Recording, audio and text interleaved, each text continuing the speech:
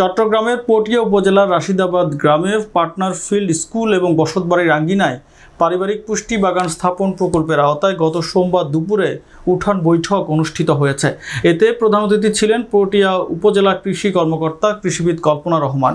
বিশেষ অতিথি ছিলেন উপজেলা কৃষি সম্প্রসারণ কর্মকর্তা তপন কুমার রায়, উপসহকারী কৃষি কর্মকর্তা মোহাম্মদ মোর্শেদ জাহিদুল হক সহ স্থানীয় কৃষকগণ এতে বক্তব্য রাখেন। উঠান বৈঠক শেষে পুষ্টি পরিবারের মধ্যে পুষ্টি প্লেট এবং পুষ্টি কার্ড এবং বিভিন্ন সবজির বীজ ও ফলদ চারা বিতরণ করা হয়।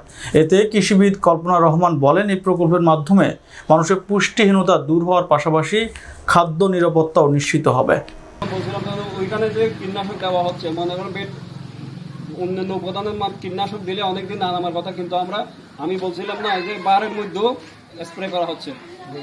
তো এটা 15 মিনিট পর্যন্ত যে কোনো সবজি আপনাদেরকে পানিতে রাখতে বলছিলাম, আমরা যে কোনো ফ্রুট কিনি বা সবজি 15 মিনিট রাখতে হবে, 15 থেকে 20 মিনিট পানিতে রাখতে বলছিলাম। কিছুটা হলেও আমরা লাগাতে পাবো, এই কথাটা আমি বলছি। এখন এইভাবে পুষ্টি উপাদান যে আমরা পাই, আমার বাড়ির পাশে যদি ছোট একটা 5 বেড এরিয়াতে সারা বছর থাকে, তাহলে আমাকে ওই কীটনাশক থেকে রক্ষা পাবো। আমি অতিরিক্ত যে খরচগুলো হয়, এই খরচগুলো থেকেও কিন্তু আপনাকে রক্ষা করতে সক্ষম। আর সর্বোপরি আমরা এই পুষ্টি বাগান প্রকল্পের মাধ্যমে নিজের অর্থনৈতিক অবস্থাটাও পরিবর্তন করতে সক্ষম, কারণ আপনি বাজার থেকে শাকসবজি কেনার জন্য যে টাকাটা খরচ হয়, এটা কিন্তু আপনি কাছে সেভ হইতেছে।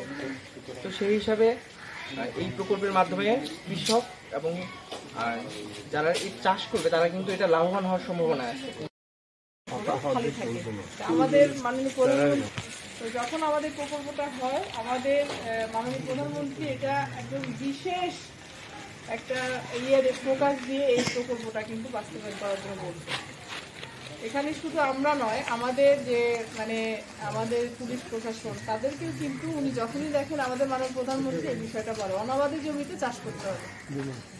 এই প্রকল্প এবং এই পুষ্টি বাগানগুলো কিন্তু অনেক, আপনি বিষয়টা বোঝেন, এটা কিন্তু ঠিক যারা মাঠে কাজ করে তারা কিছু অংশ আপনার বাসায় উনি আনছেন, কিন্তু মূল দিয়ে দেখে গেলে হচ্ছে চাহিদা, এটা কিন্তু মূল জিনিস